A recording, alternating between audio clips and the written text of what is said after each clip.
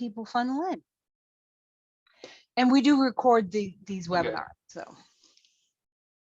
All right, and folks should be starting to trickle in.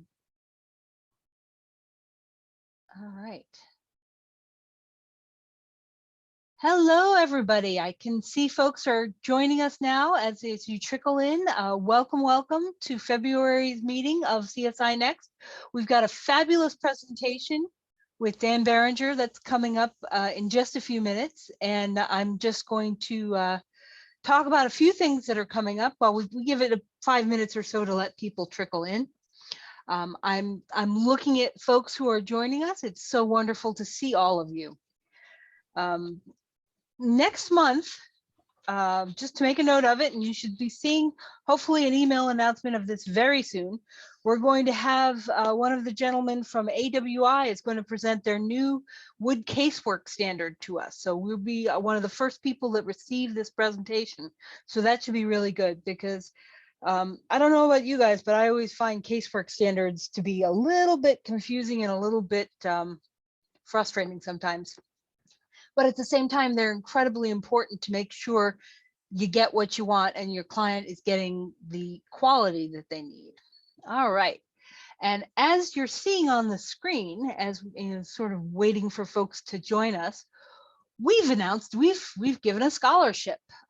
This is sort of continuing along our line with the BE Prep program, which even though that program is coming to an end, we're going to attempt to keep the scholarships going. And continue to encourage and award community college students and programs that are helping people get the young students, get them into their CDT. And so we've awarded a scholarship to Zach Thiessen at Jackson County Community College. This was co-sponsored by sponsored by PPG. We're going to send this out as an announcement to the entire membership. But I've been attempting to get this, and it's my fault because my team is doing a wonderful job and my scholarship committee is fantastic. Totally my fault that I haven't been organized enough to present this to you before now. But so we gave Zach a scholarship. He's doing great. And we're just out there trying to encourage the students to get their CDT. So during our presentation that we have coming up on VR, we're going to ask you to I'm going to keep the questions to the end, but while we're giving the presentation, please, if you think of something, put it in the QA, put it in the chat. I'm going to be keeping an eye on both of those. If it's something really urgent, I will interrupt Dan, but otherwise we're going to kind of keep those to the end. But if it's something like, I don't understand this acronym, or help, the sound's gone out or something like that, please be sure you tell me those right away so that we can get that taken care of. We have a fabulous presentation coming up. It's all about virtual reality immersions, and we're going to start talking about designing in three-dimensional geometry and using real-time rendering with this. And Dan's got some case studies that he's going to show us using things like egress studies, construction systems, lighting, including shadow and sun, exterior views, material and finish selection, scale and human interaction, all sorts of really interesting stuff. And he's going to show us how he's on the cutting edge of this. So I'm going to give it just about another minute, and then I will turn this over to our lovely speaker, Dan Barringer. So Dan, how are you doing today? Doing marvelous. I did get to shovel my driveway this morning to take off a couple layers of snow and ice. So maybe when the rain comes, it'll take away the rest. I see you have a lot of snow there though. Yeah, it's we had about 3 feet and now we're down to about 16 inches of it, but it's all just compacted and it's sort of melted and refrozen and melted and refrozen and melted and refrozen. So we have crunchy ice. So I have this weird thing that my sump pump wants to run, but it's all frozen. So I really don't understand. Oh, well, Jackson Community. there's a question that came in about the scholarship, Jackson Community College District, and I think it's in Colorado. I apologize for not knowing this off the top of my head. Thad, do you happen to know where it is? Kansas. Thank you, Thad. Thad is on my scholarship committee, so he has got all the information at his fingertips. All right, we are at about 5 after. We've got 8 people. So I'm going to turn this over to Dan. You can take the screen and share your slides. Let's see if that works. Make sure we're going. There we go. All right. Hi. Dan, take it away. Hello. As was said, my name is Dan Barringer. We're going to move onward. There we go. My background ranges from working on designs of airports in China to remodels of porches on historic homes in Worthington, Ohio. I worked for SOM Chicago many, many years ago, and now I have my own one-person architecture practice. In February 2020, I was one of the founders of Radii. And I did that so I could create virtual reality immersions for my own projects. We are now a company of architects, me, and game developers creating VR immersions for the architecture and building industry. This presentation is based on what I've learned in our 2-year process. We mostly take Revit projects into the Oculus Quest. We focus on the Quest because it is a non-tethered VR immersion where the headset does not cable into a PC. And we also then use Unreal Engine as our real-time software. Okay, so that's where my background is. So let's begin. Today we're talking about how we're using real-time rendering to create a virtual reality walkthrough, changing the way architects and architecture firms will design, with the belief that our tools shape our designs, such as the T-square and the 30-degree triangle. I believe VR immersions will also change our design process.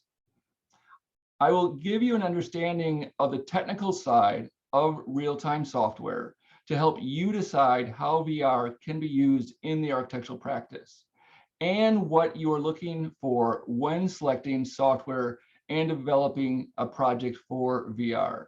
In the end, I hope you have more questions about real-time rendering and VR immersions than I do now. We are AIA accredited, so you get 1 learning unit, I believe. You will learn. And I did that earlier. We are going to go, we just hit down to the end. Let's go home again. Whoa, up, home, home, bum, bum.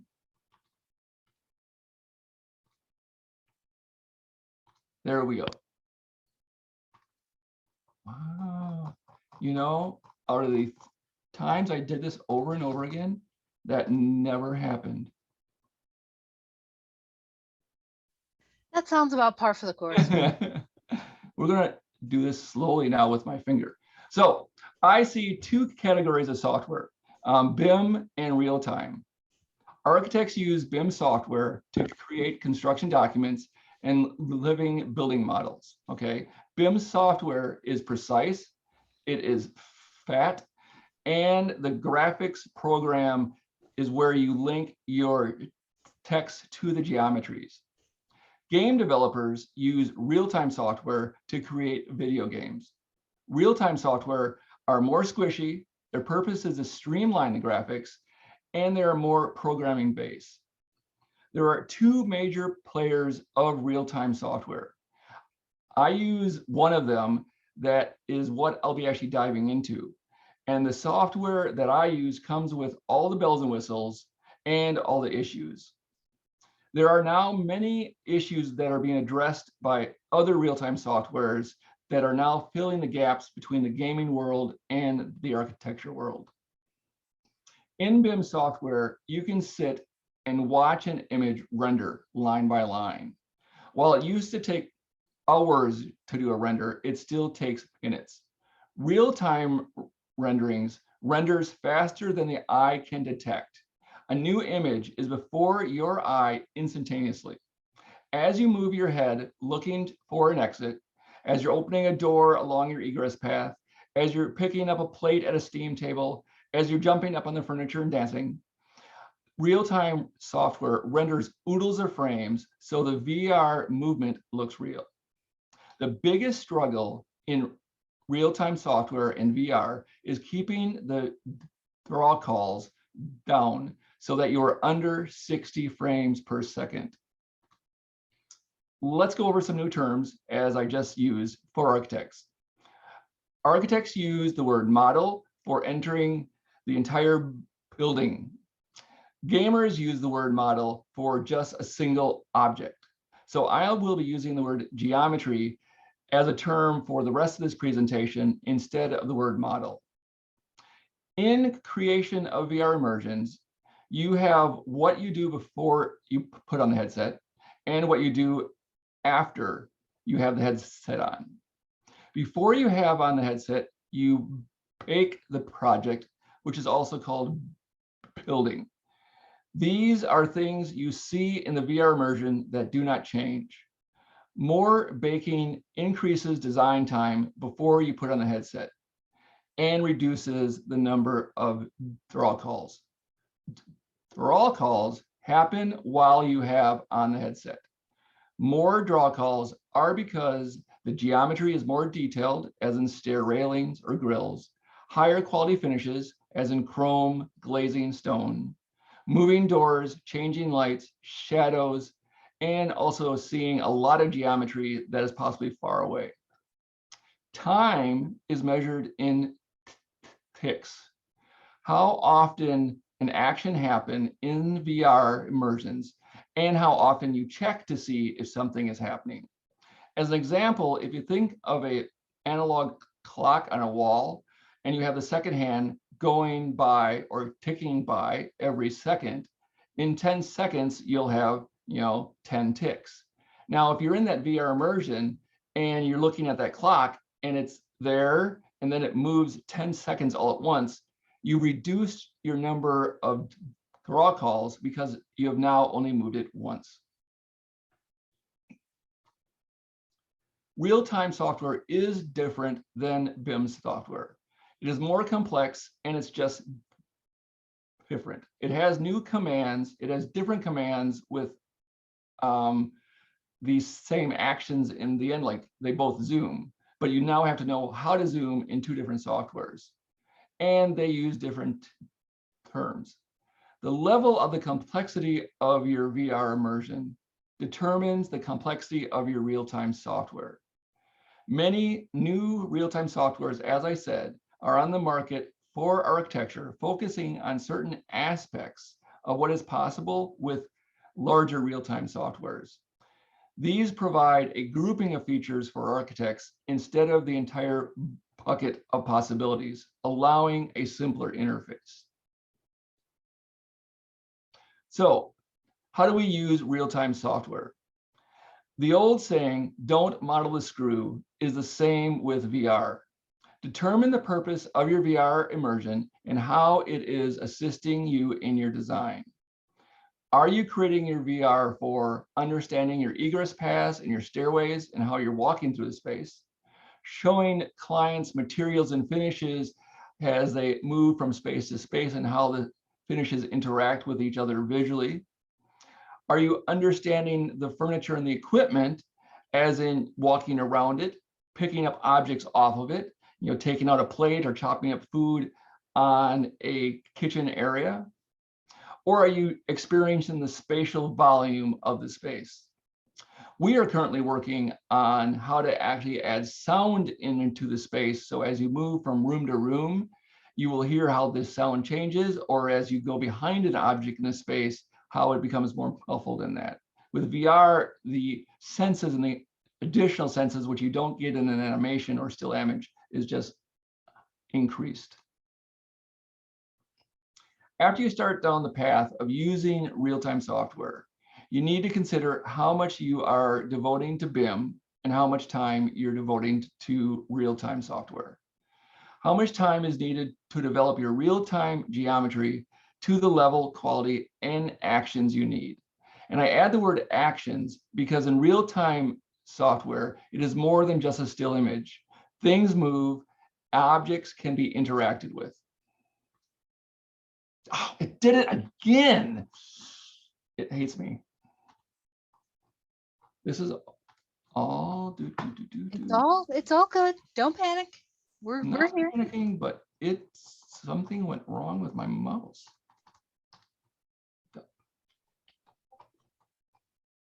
Can you if I turn my mouse upside down in my head, it might work. Probably not. Okay. Let's go on. So we went over the terms. We were flying on a table, we're looking up, and we're going the wrong direction. And here we go. Okay, so your purpose of your VR experience leads to how much realism you want in your immersion. So changing the materials to a monochrome is a simple change. It reduces the hours you spend in real time, and it reduces your draw calls. Changing to a simple color is actually harder than changing to one material or the materials because you need to change every material. In a BIM project, you create hundreds of materials, many of them the same. Every time you bring in a family from a manufacturer, that it has its own name, and while it may be the same material as someone else's stainless steel or concrete, each one is unique. So when you convert that into the VR immersion, each material is drawn and then called, basically, more draw calls. And then it is harder to keep it under that 60 frames per second. Those simple materials allow for more geometry and more detail. By reducing it down to a single color, you have now more room to add more geometry and therefore less draw calls for the material and more draw calls for the geometry. To comment on real-time still renderings versus VR immersions, in a real-time software, you can do still images and animations, and you can get amazing 4K quality. Blockbuster movies are using real-time software. Graphics on VR immersions, especially on an untethered headset, is like playing Pac-Man. Okay, it's not really that low resolution as Pac-Man, but you get the idea. We're going to try this. Ready? Ooh, it worked. Okay. When converting from BIM to real-time, you may not get the materials you expect. BIM has texture maps of 500 pixels versus you may want in your virtual immersion a 4K material. Also, depending on your conversion from BIM to real-time, the conversion program or even the program in may have limitations on conversion. In real-time, also, you have like stainless and other reflections in materials that need additional items, such as reflection maps, reflection orbs, and some processing settings.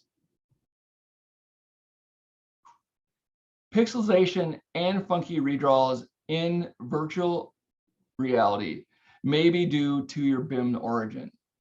When using Civil as your real origin in BIM projects, this throws that real-time origin into Wholand. Real-time uses the origin for calculations. Having an origin in Wholand causes floating point numbers to go crazy, and they lose a certain degree of precision. BIM in-place families also use the BIM project origin and therefore causing pixelization and funky redraws. So for the ideal BIM model, you would have all your families as individual families and never make in-place families. BIM software plugins are not always supported in real-time software. At best, you may get the geometry, but not the materials. So before you purchase your real-time software to go into VR, check and consider what BIM plugins you're using and how they are affected in real time.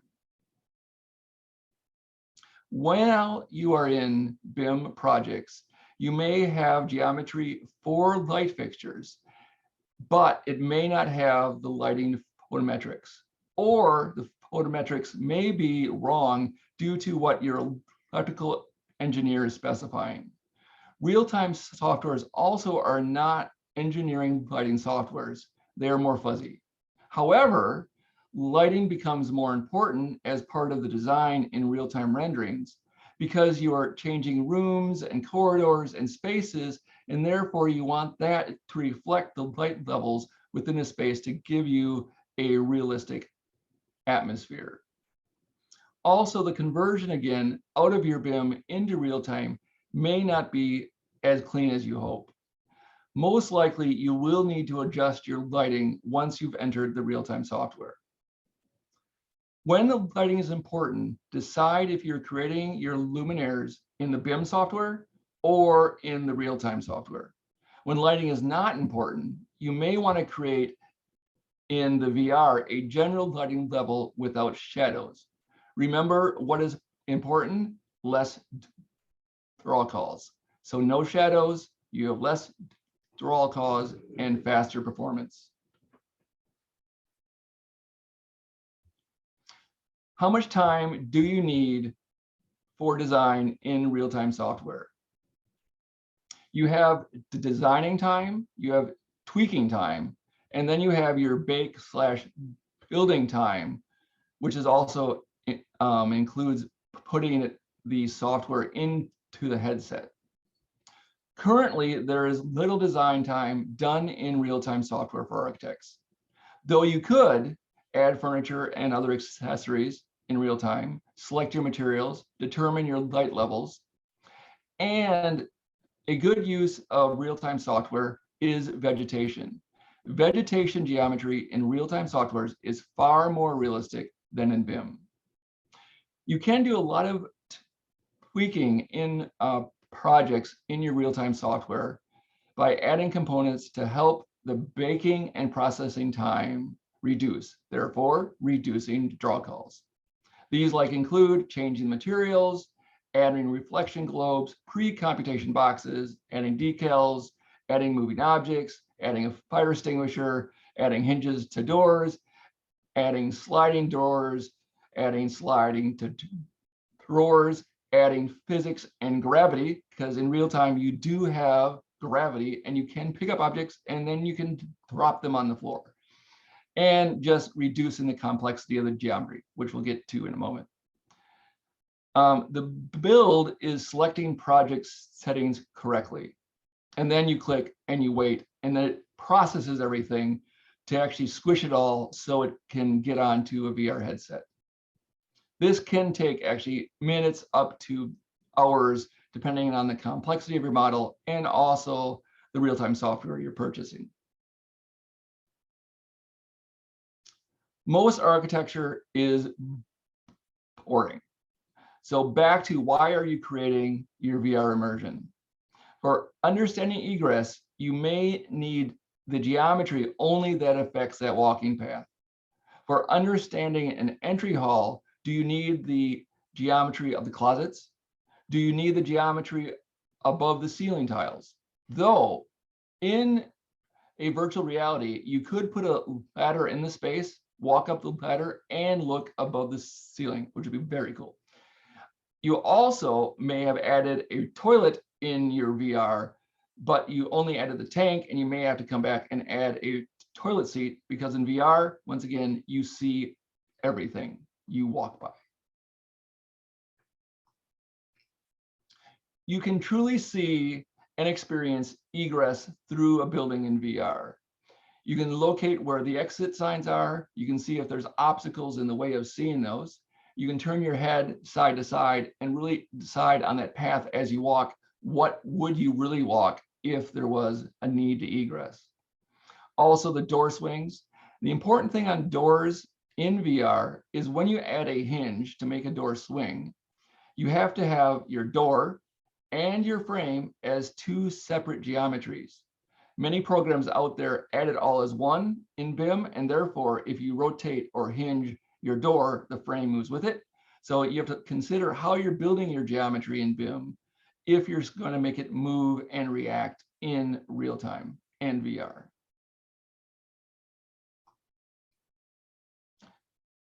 You also want to design by what you see at a single time. So when you export from BIM, you may want to export as multiple projects so it can divide your real-time model and your VR into levels. The drawback of breaking it into multiple projects is that you're now copying the same materials. Therefore, you have draw calls of more materials, but you have less draw calls of the geometry at one time. So you're looking at which one creates less and faster to reach that 60 frames per second.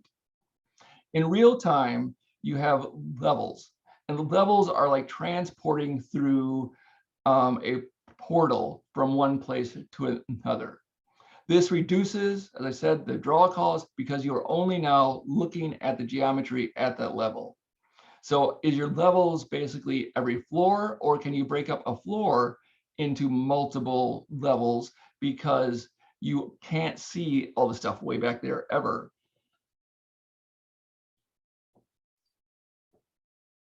As I said, BIM projects are fat. I draw a BIM exterior wall with each material as its own wall type. So I have in BIM gypsum as a wall, studs, sheathing, rigid insulation, and the brick. These 5 BIM wall types convert into 10 faces in real time, causing multiple draw calls.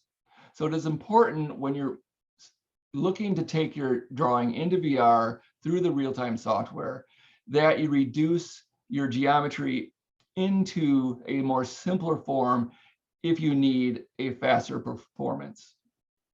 You may also want to hide those inner walls and not actually bring them over at all, and therefore you're only bringing out what you see. Also in BIM, a lot of geometry extends beyond the visual plane, such as extending above the ceiling. Real-time requires the software to do more complex calculations, requiring more building time, and also the edges do not actually come out that clean because it is a much more complicated rendering calculation, especially on the move for every frame. So in an ideal real-time and VR software for a geometry, everything hits right at the corners of it.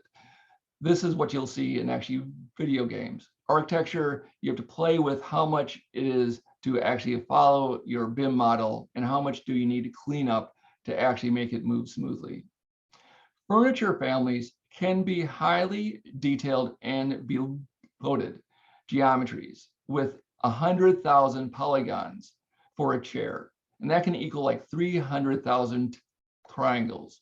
Many times these geometries can be reduced by 50% without noticing the difference in VR.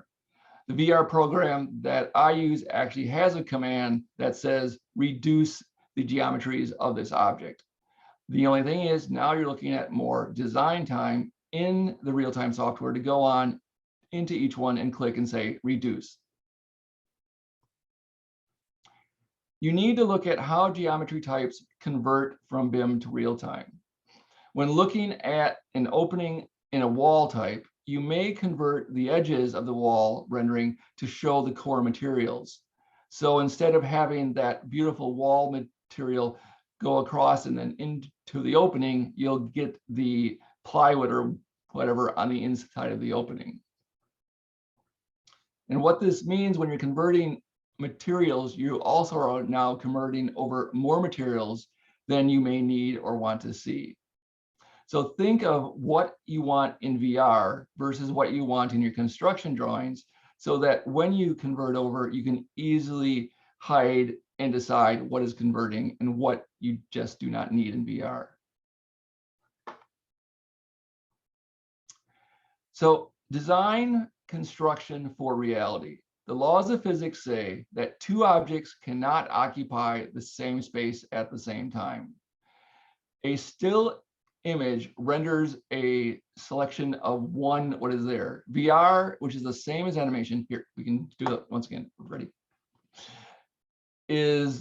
Picks one and then goes back to the other and goes back and forth. So clean up your geometry to reduce flickering. You get flickering also when you have very fine detail or reflections. This you can reduce by increasing the resolution of your virtual reality. When names get too long, somewhere along the line, the software errors and crashes. Android is typically the limiting factor when you're going into the headset. So in your BIM projects, keep your names short. The names can get long through using CSI master format numbers and names. If you have your directories buried down and your file folders in a long name, it will take that entire list and tack it onto a name when it's the real time is doing their calculations. Also, special characters can be turned into underscores, and this creates a confusion as you're trying to understand what that name means. Now, everything looks great in your real-time software. It's now time to import it onto your headset. There is a constant updating of real-time softwares and Android softwares and that other company besides Android, that those softwares do not always update at the same time. So therefore, you may need to keep on older versions of your real-time software more often than you would with your BIM software to keep everything flowing from one software to the next software to the next software onto your VR headset. And real-time software has a gross amount of settings with infinite options. And one wrong setting can cause your project not to load on your headset. So keep it simple and keep it repetitive. How have I done it? I've spent 2 years watching YouTube videos, and I'm also working with gaming programmers. All right, we are now ready to experience our VR immersion. Buildings are big. VR spaces are small. A VR garden space can be around 35 feet to 35 feet, depending on the headset. The bigger the space, though, to walk around in, the better the experience.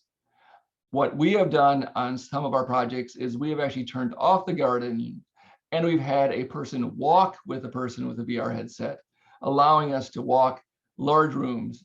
I am still waiting to get onto a football field and walk that. I think that is my ultimate goal. If you are not walking, you are teleporting. You are teleporting by the controllers in your hand. You are either jumping to a present location, a preset location that is set up in your real-time software, or you're jumping to a location as you point your controller to the floor or to the top of a bar. You can also teleport through a portal by walking through a plane, like Doctor Strange. You should consider where you teleport to. Is it a realistic location of entering the room, or is it the best place for seeing the space as you enter it? Currently, we use controllers for function, menus, teleporting information, and we use hands for experiencing, grabbing, and opening doors. The goal is to actually use hands completely in the future without ever using controllers. I don't believe, and I'm actually positive because we were just working on that this week, that hands are not there yet. We were picking up some things And due to the thinness of the handles, you sort of get the dropsy and the things like fall onto the floor. You've created your BIM project and you've converted it to real time and you've imported it onto the VR headset. The next step is to look at how much control you have over the client interface. Is your VR immersion amongst all the gamers on the headsets? Or is it on its own? What we're using is actually, it is amongst all the games. Will the VR immersion be public or private? Is the access only through an email invite? Or is it through a login to an account such as Facebook?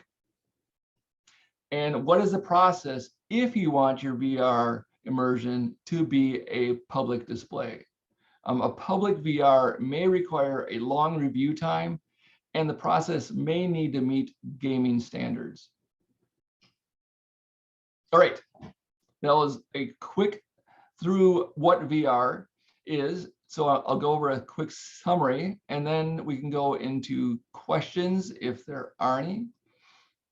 So if you're looking at BIM versus real time, you're really looking a lot at modeling versus programming. Modeling occurs in BIM, and that is with static geometry.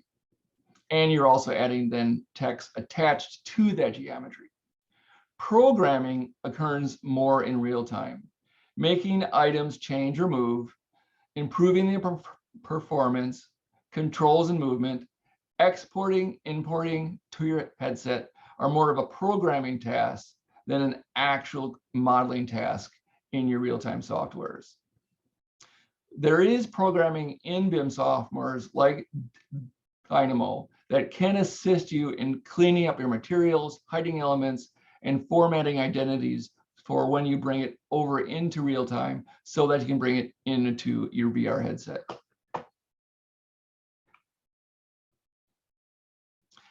So you need to consider what you want to achieve in your VR immersion. And some things are easier to achieve than other items, so that you need to look at your softwares, what they offer, and what wants are easier to achieve. And some of those are even easier to achieve over multiple platforms of different VR or real-time softwares. The great thing about VR is that in a year, there will be more and more easier ways to use it and more options to actually achieve what you want to have in your VR. That was everything. So you can now help me kill the rest of the time with questions. I will exit this so that I can see the chat also. And if you guys have any questions, please throw them into the chat so that we can see what's going on. Dan, I'm curious from my own point of view, when you first started getting into using the gaming engines and using the software and moving from a BIM platform over to this, did you sort of lose your mind a little bit? The interesting thing is that because there's AutoCAD, there is Revit, and then I'm using real time. And therefore there are 3 sets of commands. And I said, even though you may be zooming in all of them, each one zooms differently.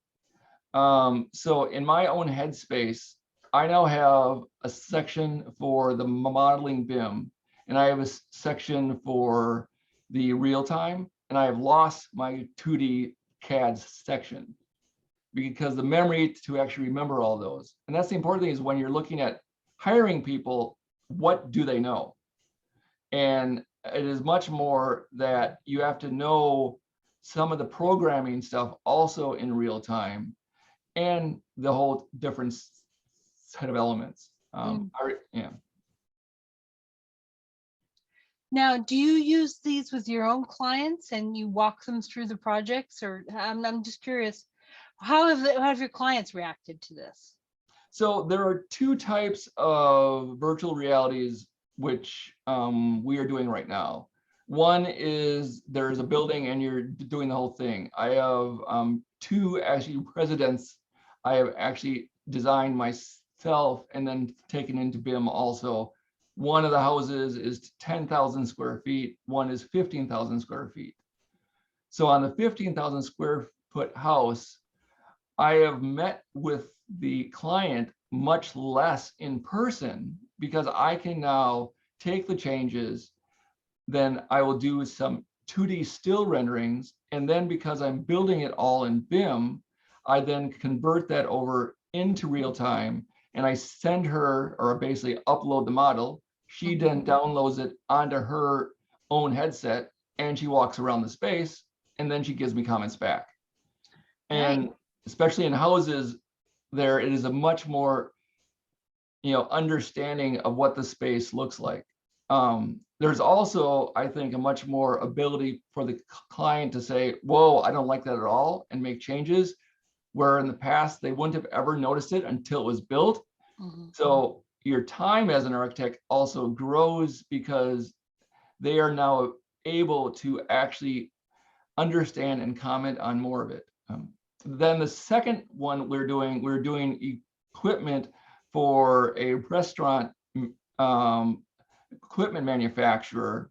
And so we have created a space where we can take their 3D geometry of their equipment, and then their clients can come in and walk around and see how that equipment works. And that's where you can pick up a spatula, a fruit, or whatever, reach in and understand what that equipment is. And therefore the client never needs to hold controllers in their hands because they're in a room that's, maybe 20 by 20. And as long as this equipment is smaller than that, they can freely walk around that space. Nice. And have you had positive feedback from your clients on it? I imagine that they would like this. Yeah, we have not had negative comments yet. By doing a presentation on virtual reality and all you see is my screen and 2D images and just minimal, renderings, you do not get that feeling of VR. One of the things is people don't have VR headsets, and therefore, if you don't have a headset, you're not in it.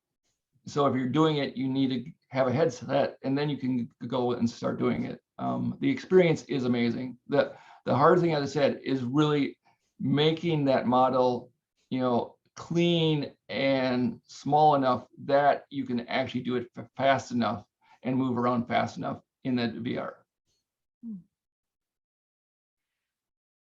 Interesting. So if anybody has any other questions, please throw them in the chat, throw them in the Q&A, so that we can answer them. Let's see. So I'm curious, for reasons that make a lot of sense, you're losing necessarily the details that you have in the BIM model. So it's basically a one-way trip. You're not ever pulling back, or you're just taking notes from comments on the VR model to then go back into your BIM. Right. You will see basically in the ads and that a lot of it that you can either like draw in VR and change the model, and all of them have links where it allows you to link your BIM model into the VR and basically the real-time software in the VR. What I have found with those links, if you do small changes in your BIM model, those links work well. When you start doing major overhauls and additions and deletions, those links aren't as strong and there's basically errors and breaks. So what we are doing is really creating the basis and the environment. And then a lot of it, we're tossing out the entire model, each revision, and then just recoding it. And as long as you can keep the materials in that, but the technology isn't yet to that smooth transition. I expect in a couple of years, Yeah, and I would imagine too, it has to do with the processing speeds and the amount of memory and space available on both ends, on the viewer's end of it and on the end that you're generating the software. It's And I know from just working with the BIM models, the models get huge really fast. Yes, and I mean, a lot of that in the BIM models is information you don't need to pull over into the actually real time in VR, because you're looking at all those 2D details which are in your BIM model. You don't need, if you start hiding things, and because when you bring it over, you're saying these are the only elements I want to bring over. And that does reduce your model down. You aren't bringing over all of that metadata in that. We haven't worked particularly with actually bringing over metadata ourselves as much. There is that possibility. We just haven't got into a lot of it yet. That would be interesting, because one of the things as a specifier, I always feel that the metadata is one of the things that to me is very interesting, because I want to be able to extract that information, but oftentimes it's not there, or it's not enough. You have the old 6-inch generic roof that's put in there to get the shape, but it doesn't actually tell me what it is. So it sounds like that cuts both ways, because when you're going to VR, you don't need that. But if you're actually building the building and creating construction documents, you absolutely need that. So it's Yep, and that's where I see right now with VR, it is much more on the understanding and the presentation of the space versus using it as part of construction. I know that major construction firms in the US have attempted to use VR over the last couple of years, and they've had their contractors, in the field here wear a headset. I don't see that as a near future use of it. It does give you an understanding of the space, and it's easier to point out things, especially when you're using a VR that actually gets multiple people in the space, and you don't have to be in the same location. Those with those group meetings that you're able to walk around the space and point out things, I think that is a valuable piece versus actually like clicking on an item and out rolls the spec, or you're doing a dimension or measurement off of it in VR. right. Excellent. Well, this is a really interesting developing area, and it'll be very interesting to see where this goes in the next 5 to 10 years as people start to get a handle on it. I mean, this is still very new and exciting. And do your clients ever balk at what they perceive as additional cost for doing this kind of work with the VR? Yes. And that's the one of the issues right now with VR is that we are using gaming programmers to really get the hand controls and to get it to work. So I am competing with a video game or a Hollywood movie who wants to use a programmer, a software programmer. So the hourly rates of a programmer, you may be shocked here, are higher than an architect's. And therefore, what we're doing a lot is how do we automate things where that we can do it once and therefore use it on multiple jobs. And therefore, we can reduce our fees because we're using the same things over and over. But it is an issue with that, just as design, it takes time. And the more custom and the more special you want, you're using, basically employees and people at a higher salary rate than you do in architecture. Right. Now, engineers, equal most likely. No, I can completely see that, because it gets tricky. Yeah. All right. Well, it is about 10:02, so I think and if anyone has any more questions, throw them out there or raise your hand, and I'll turn you on and let you speak up. Otherwise, I can give everyone 10 minutes back. And Dan, thank you so very much. This was such an interesting presentation, and I love seeing what you're doing with this stuff. This is an exciting. Oops, I can turn my camera back on and you could see my face. This is an exciting area, and I'm excited to see where this goes in the next 5 to 10 years. I think it's going to change the way we practice. So, And I will look at why my down page arrow is now skipping all around when it wasn't yesterday. because you're on a presentation. If you were just working away at things at home, it'll be fine. It'll be beautiful. This is just like you keep having a problem, you keep having a problem, you keep having a problem. You finally get the guy from IT to come over, or you get him on the phone to show him what's going on. It works perfectly, and you never have the problem. So that's it. It's great. Thank you. Murphy's This Law. was actually very wonderful, enjoyable. Thank you all for coming. Hopefully you all learned something and take away, and we'll move into VR in the future. Excellent.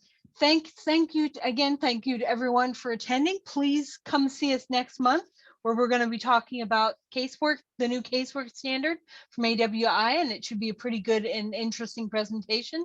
Maybe not as gamified, but it'll again be very interesting stuff. So thank you very much, Dan. Thank you, everyone, and I will see you all later on. Bye-bye. Stay warm. I hope snow and rain are not in your futures. So thank you very much, Dan. We really appreciate it.